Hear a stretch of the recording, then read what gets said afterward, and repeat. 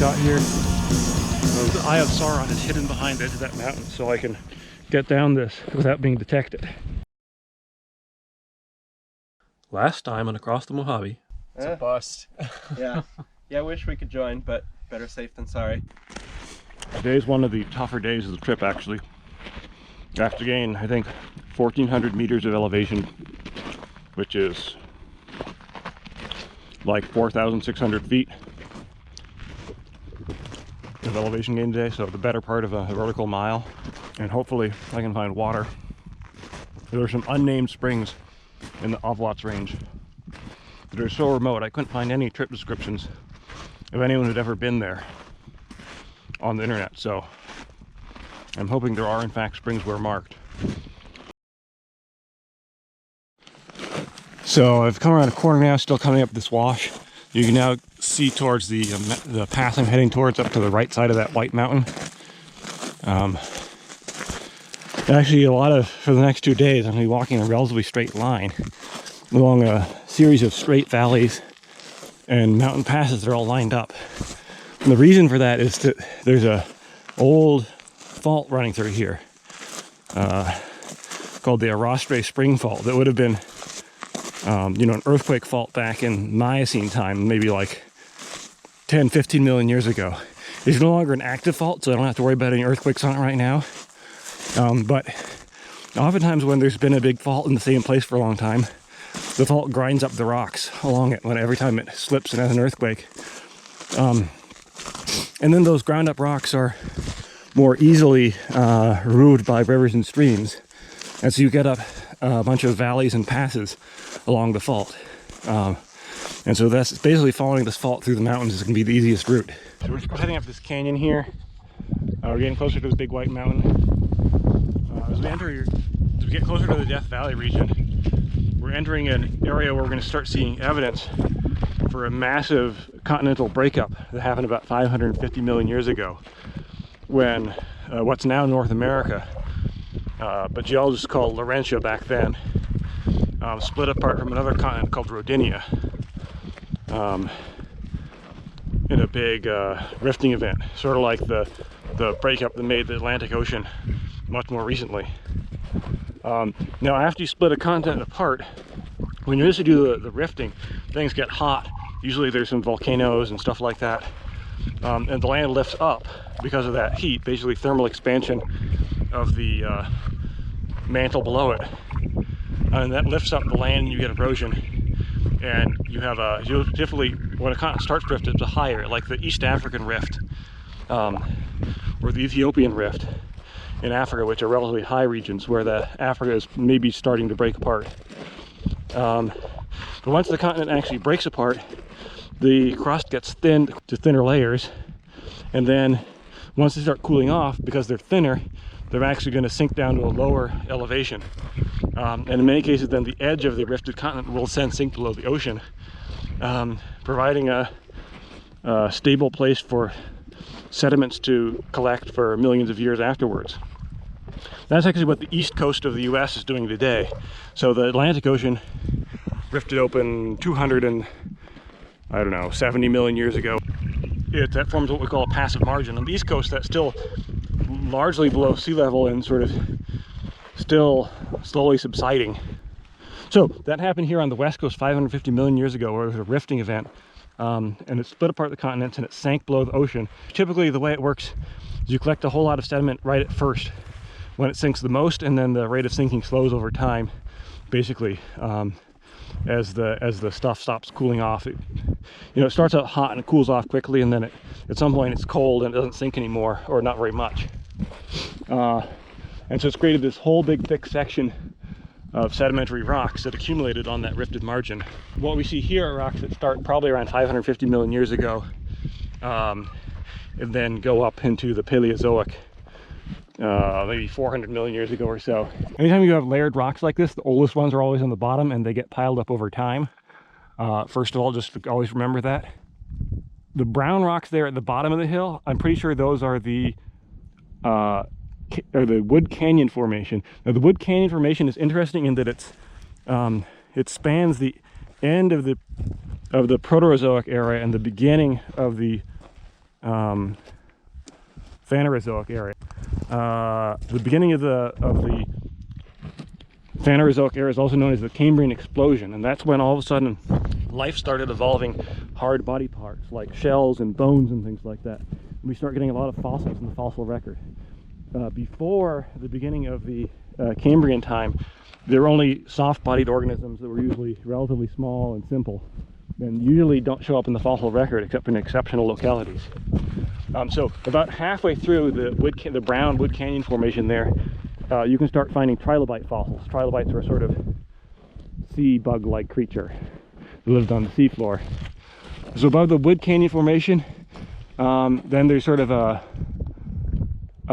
lighter gray cliff, which I believe is the Zabriskie quartzite. And above that, it's not as easy to see on this side of the mountain. But above the white gray layer, which is the Zabriskie quartzite, those tan rocks over there I think are the Carrera formation. And above that, the dark gray limestone up there is the Bonanza King formation. And above that, the white stripy layers are going to be the Cambrian Nopah formation. And then the top, pretty sure the tan, there's a tan layer up there is going to be the Devonian Sultan limestone. So the Devonian is a somewhat later period of time in the Cambrian than the Cambrian. It's quite a bit later, like, I don't know, we're talking more like 400 million years old, so that's quite a bit younger. I've never been to the Avawatz Mountains before. I'm not an expert in Death Valley geology. I'm just guessing what these are based off of where I've seen these before, and I did look at the geologic map, although I don't have it with me. If you are a Death Valley geology expert and I got the layers wrong, let me know. But anyway, we're just going to keep heading up this canyon. If you look on the right side of this canyon, the rocks are completely different. That's because, again, up this canyon, this is where the Arrastre Spring Fault goes. So the rocks on the right, I'm pretty sure, are going to be the Jurassic Avawatz Mountains granite. Here in the stream bed is an outcrop of the Avawatz Mountains granite. Actually, it might be a granite diorite or something, but so this is Jurassic, 177 million years old. And so the Avawatz Mountains granite, or granite diorite, or whatever it is, there's another one of these plutonic rocks that's related to subduction zone volcanism. And again, we're pretty far to the east here, so this is probably more what we'd call back arc volcanism. So these wouldn't be the main volcanoes above the subduction zone, but the kind of little ones you sometimes find in the behind the main part of the arc. So maybe stuff like you might find more in the eastern part of the Andes. Except, of course, again, these are just the granites and the diorites and things like that are all just basically the magma that never erupted, the roots of those volcanoes, I like to say. Now we're getting a little higher up into the mountains. We're starting to get some real Joshua trees now. So the gray rocks there forming the little cliff there are the Avawatz granite. And above that there are sort of pinkish tan rocks, which are limestones of the passive margin sediments that we're seeing on the other side.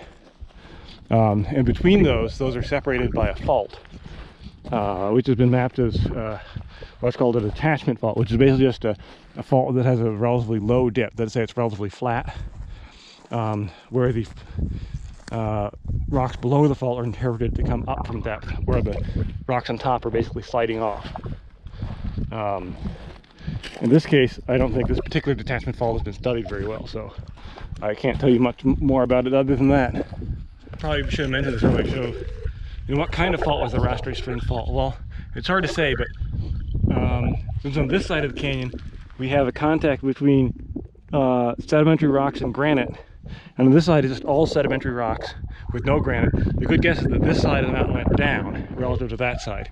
So it might be a normal fault where this side went down and that side went up, would be a good guess. Hot damn. There it is. Ah. All right, I'm gonna come down on the ridge a little bit. Then pull out some snacks. Finally entering a Joshua Tree Grove of Dr. Seussian proportions. So we're finally coming up to our confluence with the main stream here, so we're gonna take a left turn And then hopefully about a kilometer up that canyon I should find a spring. There's an unnamed spring on the map.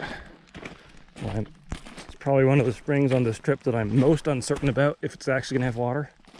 It seems like it was a really reliable spring, someone would have given it a name. But it's better than the nearby Old Mormon Spring, which has a name but is also labeled on the map, parentheses, dry. We've now come to this other canyon. We have these big cliffs of this breccia here. So you look at it, it's got angular chunks of rock, and they're dipping a little bit. So my guess is this breccia is probably rocks. Because they're dipping, it's probably an older breccia, not a recent, like just from the current wash being cemented. It's probably rocks and boulders shed off the face of the mountain created by the Arrastre Spring Fault. So anytime you have a big normal fault, it lifts up one side and drops down the other. So the uplifted side creates a big mountain face. And then that mountain face erodes and has landslides and often makes breccia deposits next to it. So my guess is that mountain there looks like it's that gray color of the Avawatz granite. And so that would be the footwall. So that part would have gone up. And then debris off of that would have been shed down to make this breccia here on the downgoing side of the hanging wall, as we say in geology, the side that's on top of a normal fault. So that would make this breccia the same as the Arrastre Spring Fault, which is loosely speaking Miocene, or probably like 10-15 million years old. It's got some really big chunks of Avawatz Mountains granite in it, so you can tell this is eroding off of the other side of the fault, the footwall side where the granite is, not the side with the limestone.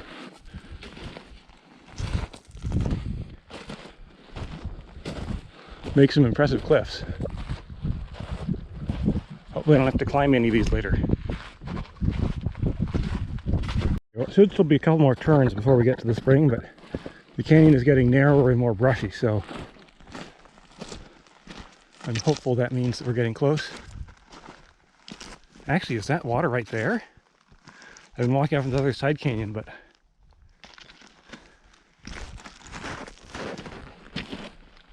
huh, hot damn. We got a little stream. Wow. It's running water. This is the most water by far we've seen yet on this trip. It's a whole stream. Oops, knocked the rocket a bit. Hot damn. Well, let's just follow this upstream a little bit. The closer we are to the source, well, I guess it's not continuous. I'm tempted to just stop and pump it there. Sorry, I realize it's got a lot of algae in it here, though. Okay, I'm gonna look just a little bit further up. Some of these algae can produce toxic chemicals that I don't know if the water thing can filter out. If we can get it upstream of as much algae as possible, that would be nice. I'll come back down there if I can't find water up in this narrower spot. There should be less algae where it's darker. Oh, hello. Lots of water up here. In fact, I might have to get my boots wet. Actually, my boots are actually waterproof. So as long as I don't submerge them so far that the ankles submerge. Wow. Sorry, this is by far the most water field, so I'm just continuously. I might need to stop and take a bath if I get a pool much bigger. Well, here it's underwater, underground again, but there it's above ground.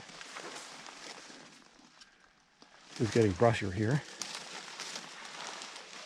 I still hear more trickling upstream, so I think I'm going to keep pushing onwards. Again, I think the further upstream I go, the better the water quality will be.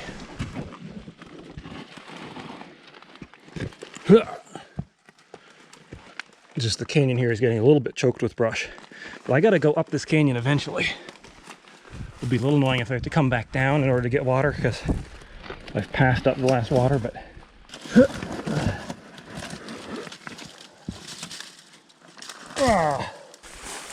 well, this is way better than the kind of reeds by the Colorado River. That's about all I'll give it, but It's way better than thorn bushes. Give it that too. Okay, this part is gonna be nasty because I'm not sure I can get that side because the Jeffersonville is harder to push through, I think, than the reeds. Reeds are just, they're not really reeds, but bushes.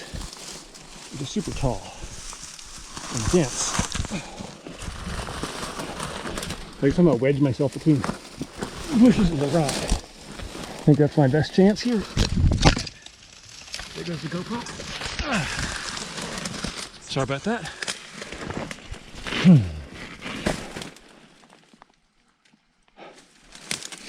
Hear a variable waterfall up there.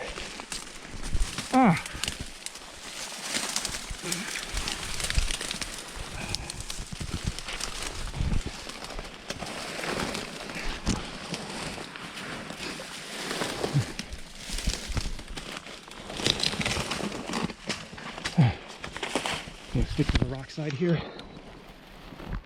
I can get up.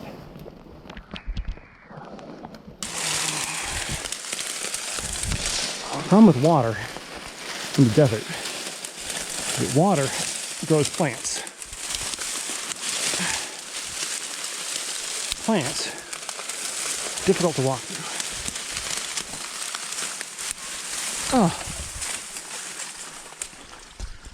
Oh, beautiful. Look at that. It's just dripping out of a little crack there. That looks pristine, and it's got a little bit of algae in it. But... Well, I'm here in the Avawatz Mountains, and I was concerned that I wouldn't be able to find any water at any of the unnamed springs out here. But look, I actually found a wet waterfall in the desert. See, there's water dripping all the way up there, all the way down to here. Water in the desert. What do you know?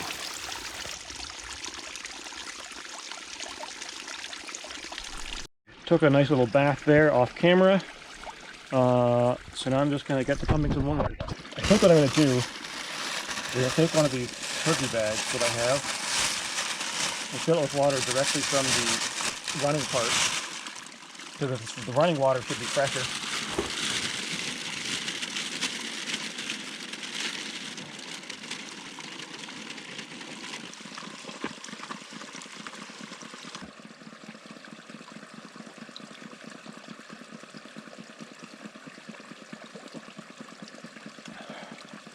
Yeah, I think this is going to be some of our better water. This might be better than LA tap water, actually, which is, I guess, not that hard. You know, this little waterfall-filled grotto has got to be one of my favorite locations of the whole trip so far. But I still have to get out of here, and I certainly can't climb that waterfall. I don't really want to push my way back through the brush. So I've tentatively, I can at least think about climbing this. That doesn't look too bad. It's got a lot of handholds. I think it also gets less steep the further up I go. So I can get the first few feet, I'm not too worried. The first few feet I can always jump back down if I get...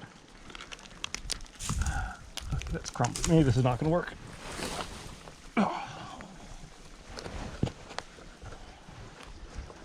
See, because it gets better as I go higher. I think this is going to be okay.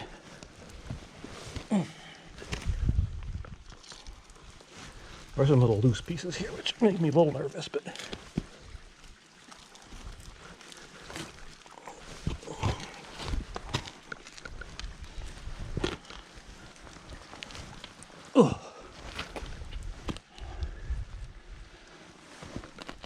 Okay, that's past the super steep part. Incidentally, I might sample this granite a little bit later. It looks really different from the Avawatz granite. See, it's much lighter color, coarser grained. This screams Cretaceous to me. And that's sort of my topic of research, is Cretaceous granites in this part of the world, so I may take a sample.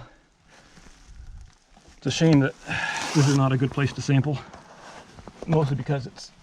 I'm not going to get a good GPS signal on the cliff. I'm only going to climb out of here and then I'll take a sample. The only problem, of course, is then I have to take off the backpack again. Put it back on again. But what can you do?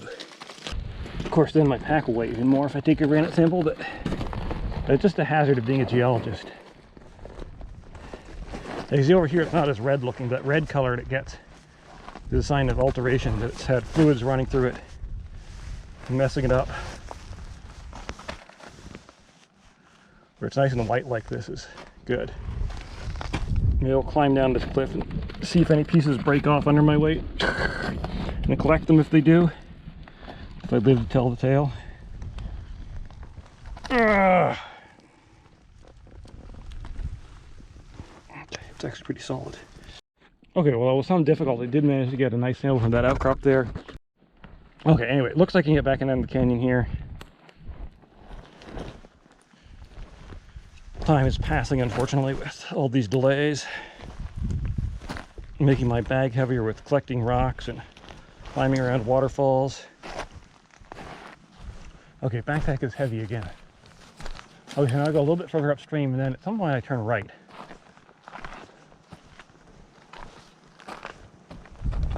And head up the hill to the right, but I think I go a little further up still. Okay, I think I'm going to try and get out of the bottom of the canyon here. Probably what I should have done earlier. There's so much extra work pushing through these reeds and stuff.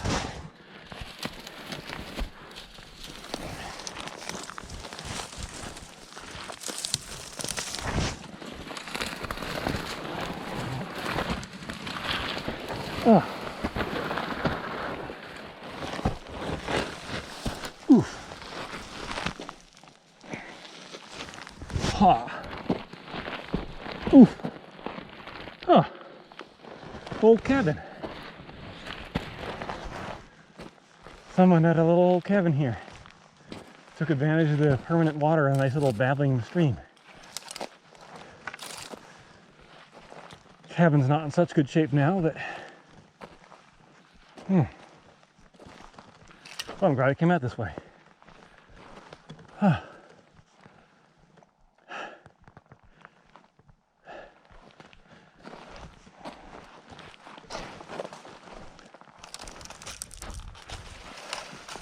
Old white gas can or something like that. Foundation of another building. There's two buildings here. That makes it a mining town. As you say, it makes it a ghost town. Not much remnants up here. That old hoop of a barrel or something. Couple pieces of wood.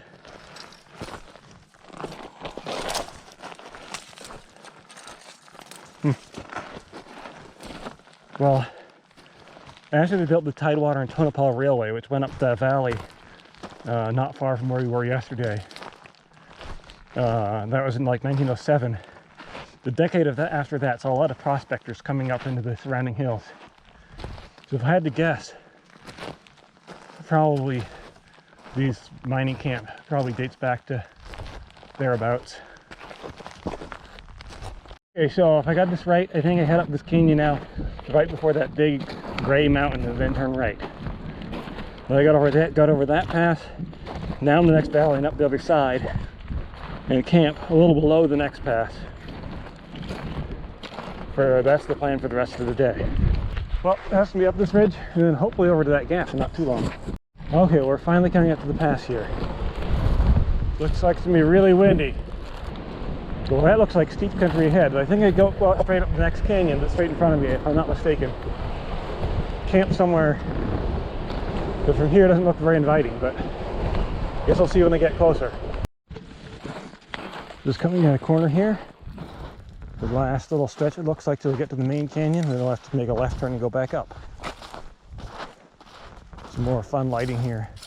I'm not sure if I'm going to see the sun again today, because these canyons are already getting shaded. It's probably like 3:30 right now, so it's not super late yet, but it just makes it feel like it's getting dark between that and the clouds.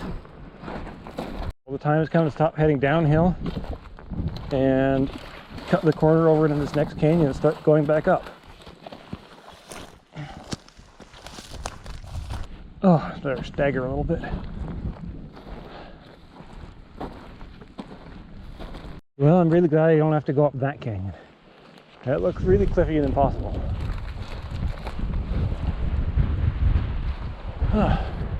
But it's time for me to turn right and go up this canyon, which doesn't look too bad.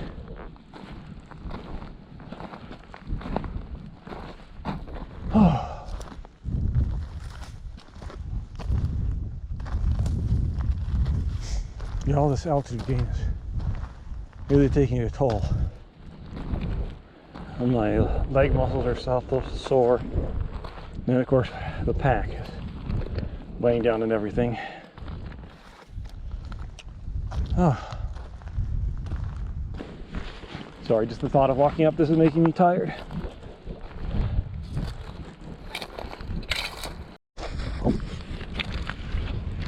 And here's our first tree of the Avawatz Mountains, a juniper. First, well, sorry Joshua trees, I don't count you guys as real trees. Menacing dead trees.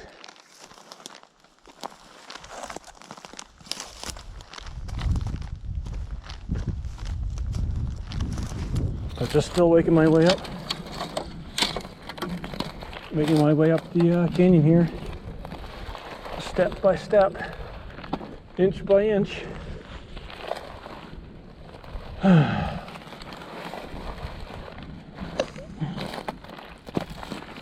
Just gotta keep putting one foot in front of the other.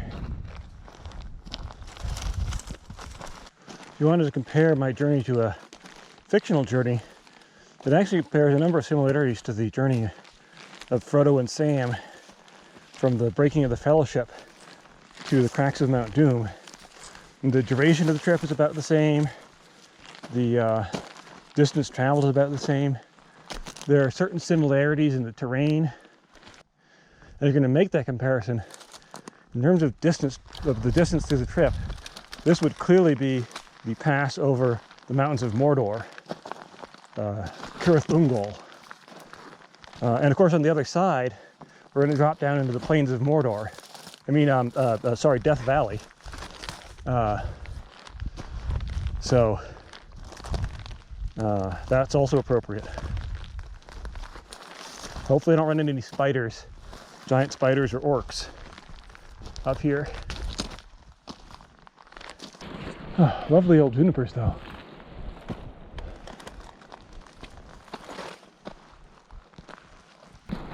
Well, let's see how close we are to the pass. We should be about level with it up here actually. Okay. Yeah. Looks like we are.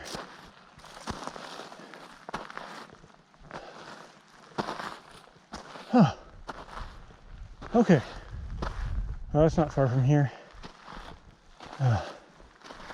This is one last little valley, and then I think my theoretical camping spot was in that clump of trees just over the pass. I at least convinced myself from the map there's flat, actually there's flat space here, but it's so exposed. Well, I see anything hiding behind one of these junipers, I'm going to take it. So I don't think up on that next ridge is going to be a great space tonight, at least. Maybe been one of the calm nights, the last couple nights. Yes, this is going to be my high point of my Avawatz Mountains climbing.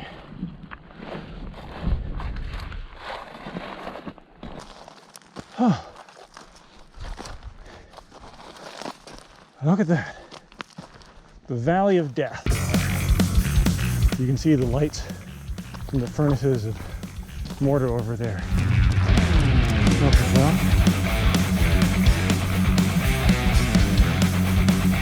Maybe some spots flat enough to sleep in, but I'm not happy with it. A pass like this is too windy on a night like this. Right now it's not too bad, but there's gusts keep coming up. And the forecast is to be more windy by morning. Pretty sunset though. Pretty ominous sunset.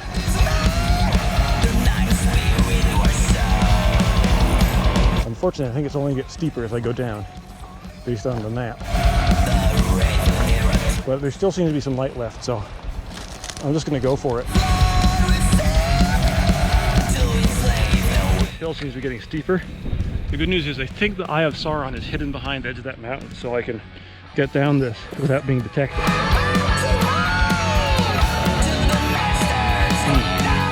I may yet have to choose a campsite of desperation, but that's not very good. But hopefully at this point, at least it won't be at the top of a pass, so it will be less windy. And it'll also be more in the direction I need to go tomorrow. So, all in all, I think I'm just going to keep going till I find a campsite that's at least halfway decent. Put on the gloves both for warmth and for protection against sharp limestone blocks. I think I am going to need to use my hands on this a little bit. Even a little bit of using your hands with limestone is not so great because it dissolves a little bit in rainwater. It ends up with an extremely rough surface. Good for traction, not good for your hands.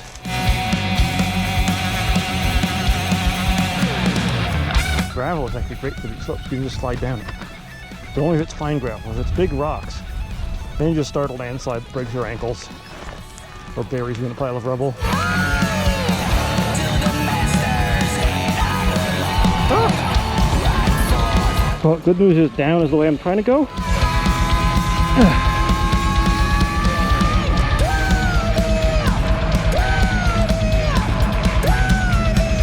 So a little bit of sliding is okay.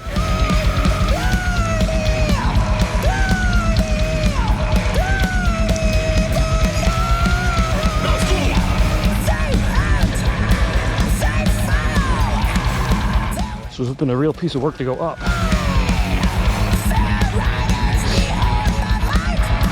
Unfortunately, I don't recall from the satellite image, I seem to recall that it didn't look like it had any super great campsites anytime soon in this canyon.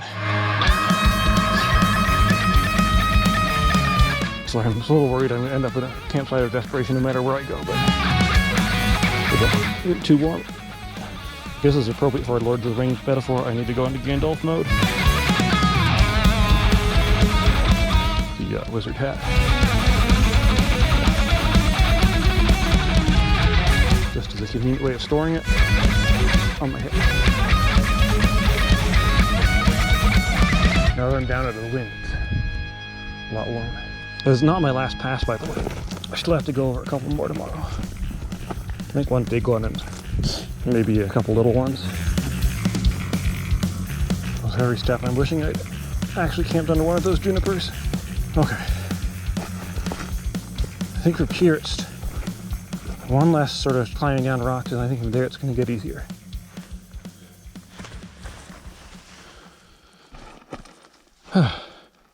So actually I came down a little further. The nice gravel flat-esque spot. It's actually pretty steep, but looking down the canyon, it's going to be almost as steep for a long way. Here the gravel is at least fine enough I can stick a tent on it and sleep on it as long as it's...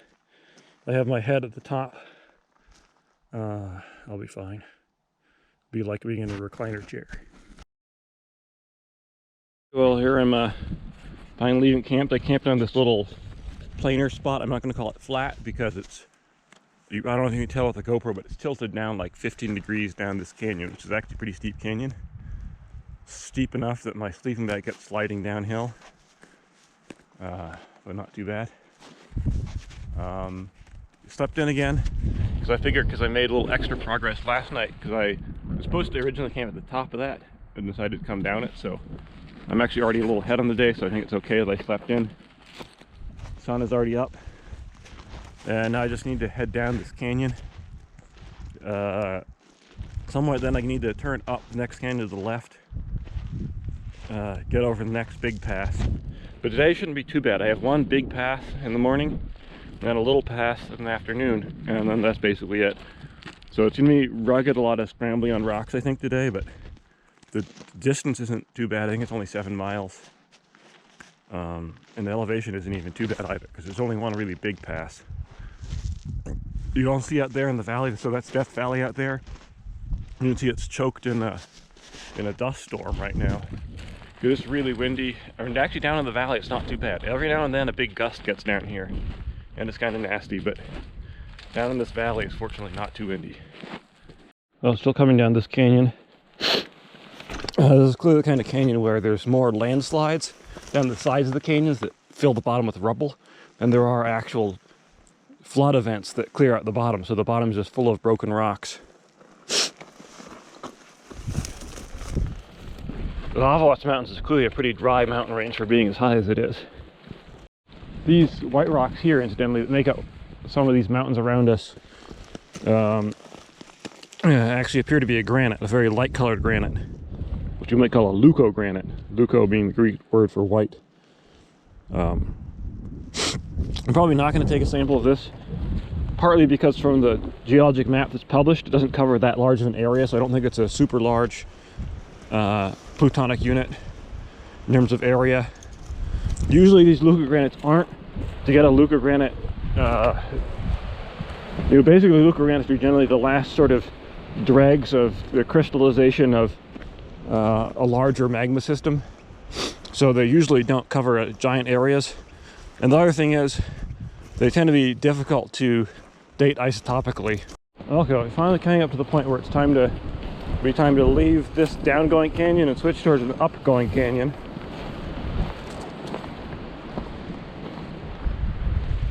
Oh, we got creosote bush now. We must be losing altitude. Well, not for long. Looks like we're gonna get some sunlight too, at least a little bit.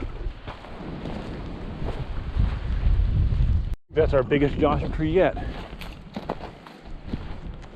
Colorful section of this canyon. See, there's the dark rock here is the Avawatz granite, or granodiorite or diorite, and then the stripes are the leucogranite that cut through it.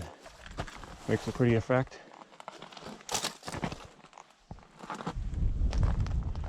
Here's a nice striped up rock. Lots of little leucogranite stripes.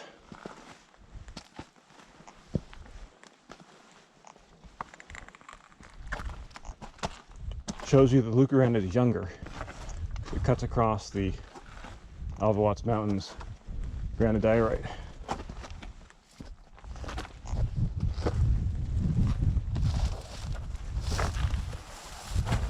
But not necessarily much younger. Oftentimes these leucogranite dikes that cut other granites often are actually the last bits of watery fluids from the crystallization of the magma they intrude. So I wouldn't be surprised if the leucogranite was just, some fraction of a million years younger than the Avawatz granite or granodiorite. Now it's actually time for me to leave the canyons and head up this ridge. So I think a lot of my mornings can be like this. I have to hike up the ridge on this side and then down the ridge on the other side. There's a canyon on the other side that'll be easier, but unfortunately it nips into Fort Irwin, which is both outside the wilderness and technically off limits. Although I doubt they have a fence on this side.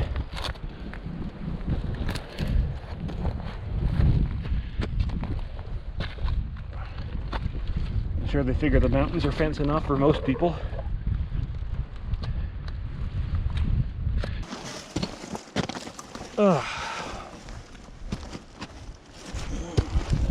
Bush, please don't push me off the rock. I'm angry at you, push me off the rock.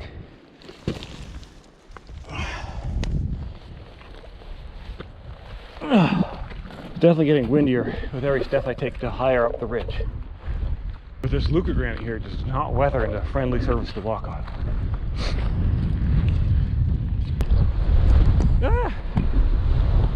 Sorry, the wind is trying to knock me off the ridge again. I worry a little bit the top of this ridge is going to be just a nightmare gale.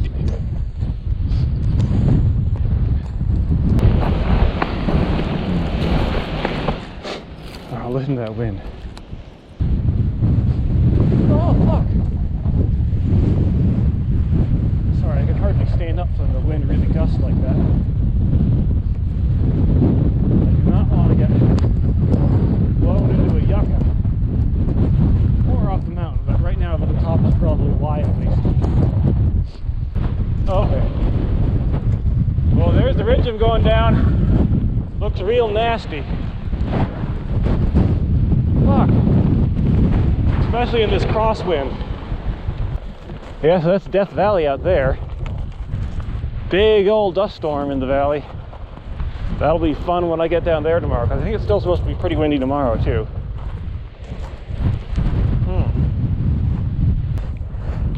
This sort of wind that blows up your nose and gives you a weird, like, ice cream headache in your nose. It's like forcing cold air up your nose. And the good news is I think the absolute temperature is not that cold anymore.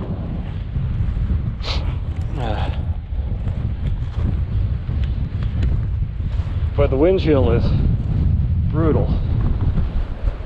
I have to hold my upwind nostril closed so I don't get a wind floating up it,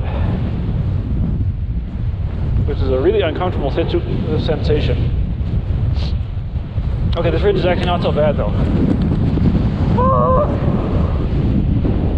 Wind is. The ridge, no. I know you can. Fuck!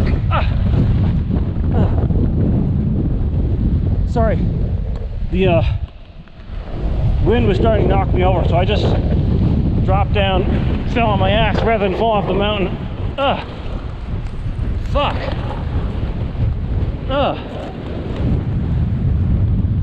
Yeah, this is why I'm staying on the upwind side of the mountain, so it blows me into the mountain, not off the edge.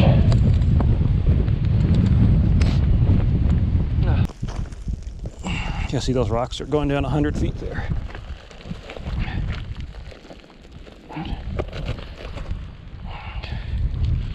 One advantage of being on a ridge, you don't have to worry quite as much about rocks rolling down onto you, because the roll direction is mostly going to be away from you. It's only you rolling onto the rocks. That's the main issue.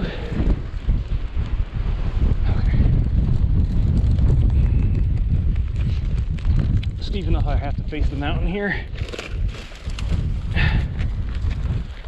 At least the wind, I don't feel confident on this, especially because the footing is poor. You know, I'm sort of crawling down on hands and knees. I got four-wheel drive.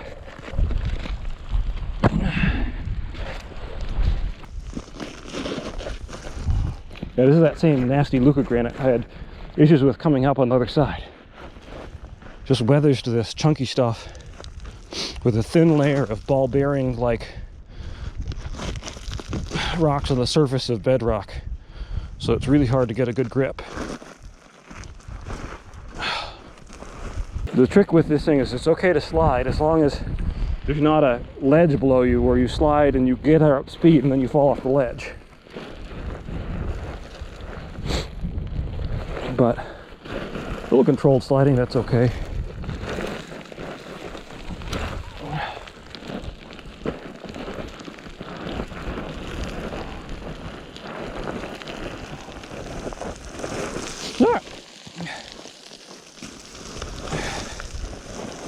As long as when you lose control you fall backwards, that's also okay. Oh.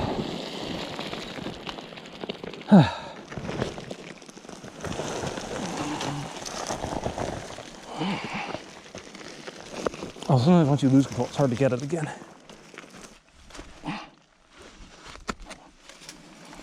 Okay. Got it. Oh. Okay, well, I think once I get over this last little step, it's gonna be time for a break. Oh.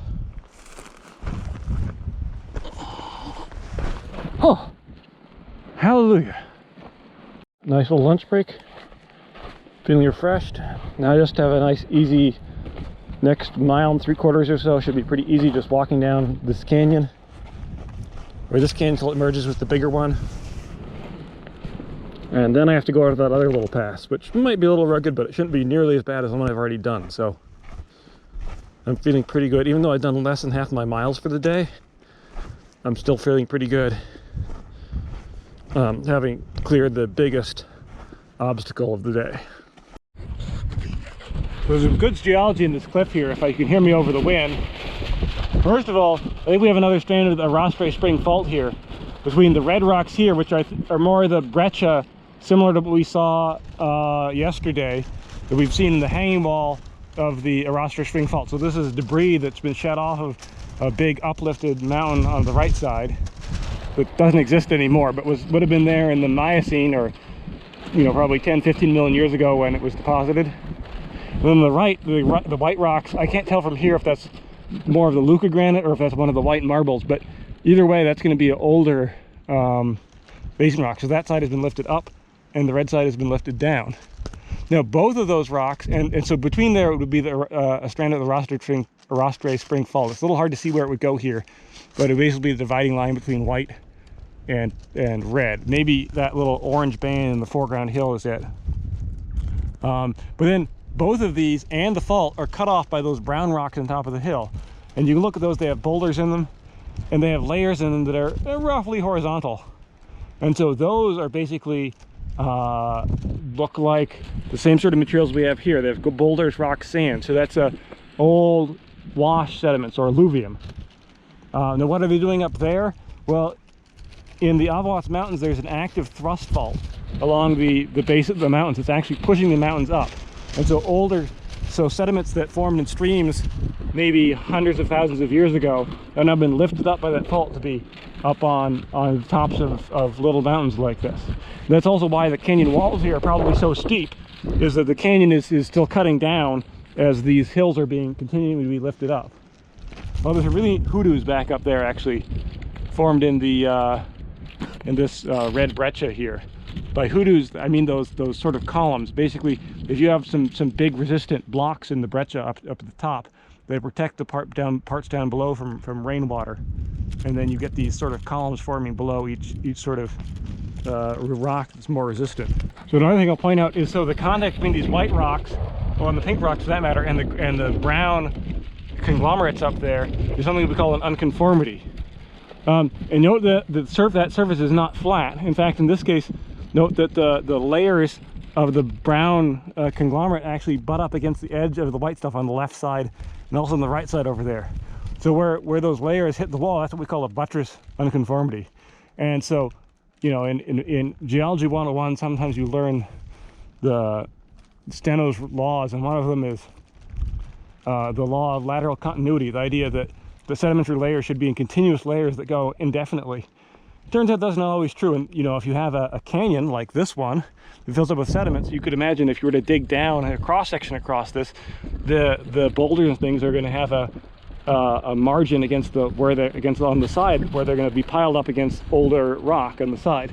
So that's what we're seeing there, is we're seeing the boulders have piled up the side of a old canyon that used to be there and filled in at some point. But it's time for me to leave this canyon and hop over this little ridge, the next canyon over, and then start going back up. It's my last little pass of the day. I say little, but it's not really that little. It's just little compared to the one I did earlier today. Yes, I think it's the canyon on the right here. Yeah, some more hoodoo-like formations here with the conglomerate above this white rock over here. I'm not sure what it is. It looks sort of like a tuff almost. I don't know, it's hard to say. The base of the white rock at the base are clearly granite.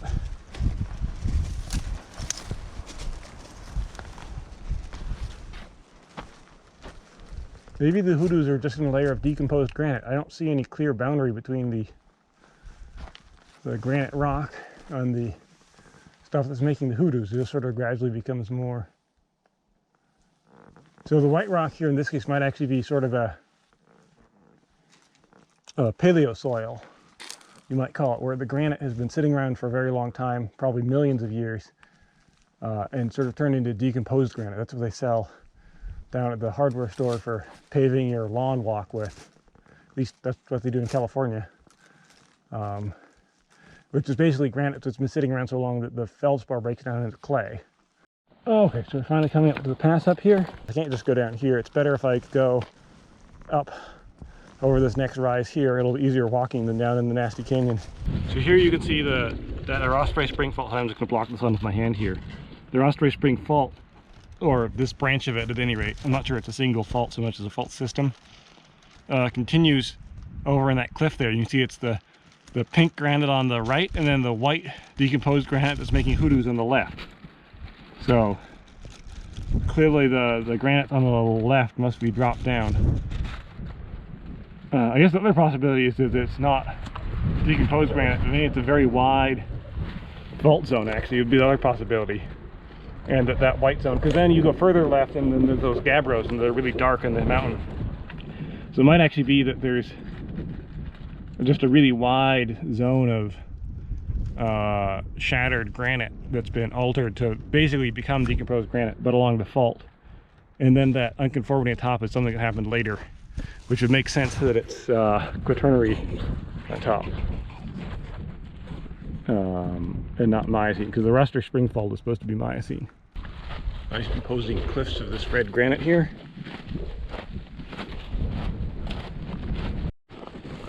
Okay, well, we're coming around the last sort of set of bends here. I guess there's maybe still one more bend.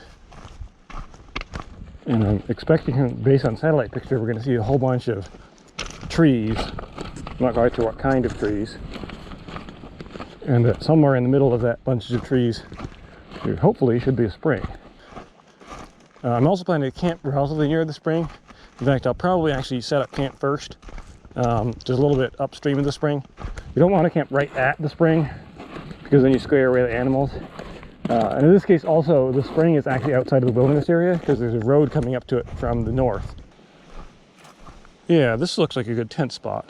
I'm going to set up my tent so I have a secure place to put my stuff where it won't blow away, and then I'll go look for water. So I'm not sure where the spring is exactly.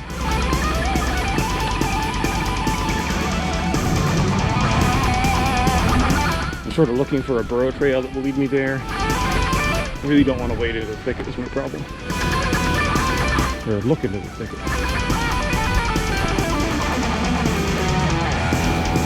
There seems to be a bit of a burrow path over here. Tiny bit of sheep scat there.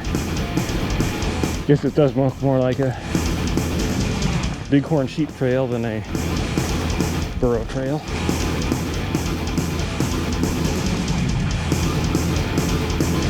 Yeah, definitely a sheep trail. Ooh. Problem is I am not a bighorn sheep. At some point there was apparently a cabin up here that was actually managed by the CSU Desert Studies Consortium. Back before the BLM tore it down in like 2011. I don't know if that was this cabin, or there's another cabin pad over there and over there. I see traces of moisture. It's a good sign. Probably if I had to, I could dig a hole here. Well, I'm not seeing a lot of signs of recent water flow. And that thorn bush is going to take out this sweater if I go through it, so I'm going to poke around a little more. There's another cluster of reeds further down.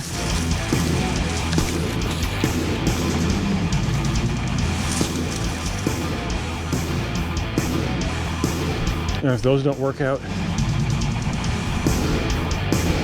well, I don't know.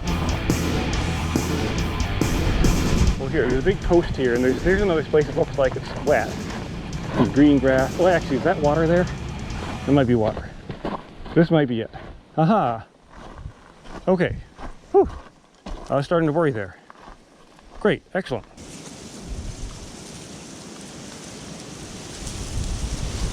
Okay, well, here's the critical test, the taste test.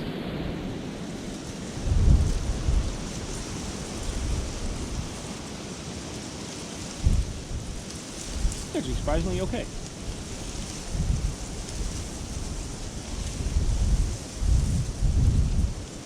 There's a little something that I can't quite place that will bother me later. But for now, I'd say it's fine. Got my 16 liters pumped. Now I just need to zigzag past some cabins back up and then see if my tent is still there. Because the wind seems to have really intensified. Leaving my nice little campsite here. Yeah, so last night, I guess I didn't film this. I found a better way back from the spring, which is the burrow trail comes back over the hill all the way over to there. I didn't film it because I was starting to coming up the way, but I went, so I was like, oh, it's fine. When I was following the burrow trail, I came over the ridge and the wind just hit me so hard. It wasn't really gusting, it was more of a continuous blast of wind. It actually did knock me over at one point. It was sort of wind you had to lean into to not be knocked over the other way. But the wind was coming up the slope, so I had to be leaning forwards over the precipice, which made me very nervous. And I didn't want to be fuddling around with the GoPro. I was focused on survival. So before I leave the spring, I'm actually going to head back down to the spring and grab another top off my water for what I drank last night and what I used to launder some clothes. But either way, I have to go up this hill. So I'll follow the burrow path up the hill.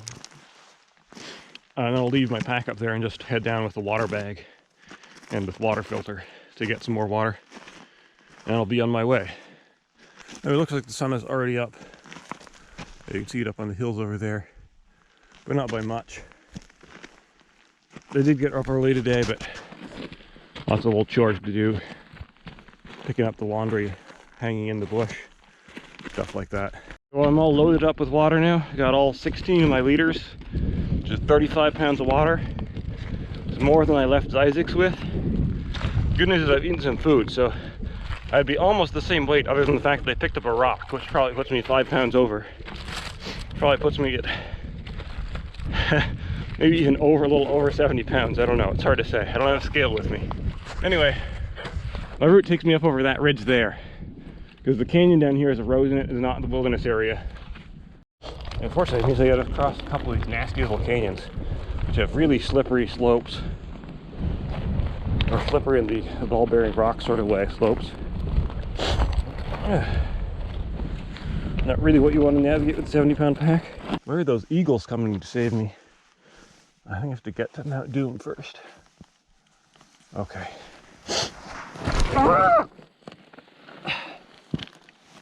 That's what I don't like about these slopes. At any moment, the rock you're standing on can slip out from beneath you. Which is particularly alarming again with the heavy pack on.